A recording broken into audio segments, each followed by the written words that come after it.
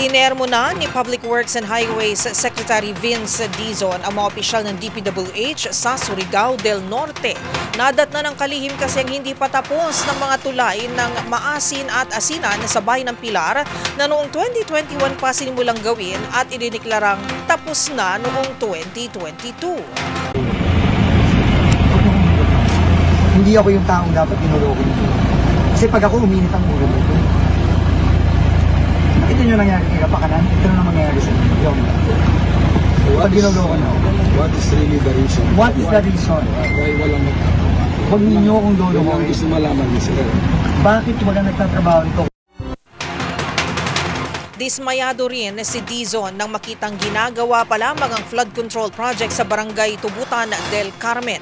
Base sa ulat, 95% ng tapos ang proyekto, ngunit napag-alamang 35% pa lang ang nagagawa. Pinamamadali na ang pagtatapos sa mga proyekto at iniimbestigahan na ang sanhi ng delay.